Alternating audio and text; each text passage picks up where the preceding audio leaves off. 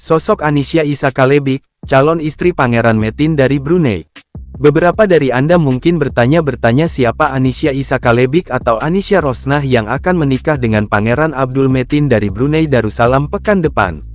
Pangeran Metin sendiri telah mengunggah foto bersama calon istrinya itu di Instagram pada Senin tanggal 1 Januari tahun 2024.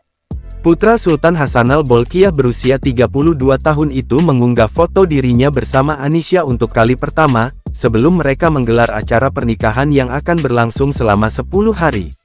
Lantas, bagaimana profil Anisya Issa Kalebik? Anisya rupanya adalah cucu dari penasihat khusus Sultan Brunei, yakni Pehin Dato' Awang Issa bin Awang Ibrahim.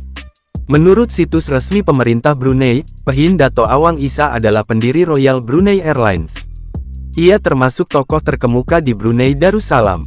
Kakek Anisya itu dilaporkan juga pernah menjabat sebagai Wakil Jaksa Agung Timbalan Peguam Negara pada 1968 dan Wakil Ketua Menteri Timbalan Menteri Besar pada 1970. Sejak itu, Pehin Dato' Awang Issa menjalin hubungan dekat dengan keluarga kerajaan Brunei Darussalam dan menjabat sebagai ketua pendiri Royal Brunei Airlines dari November tahun 1974 hingga Januari tahun 1984.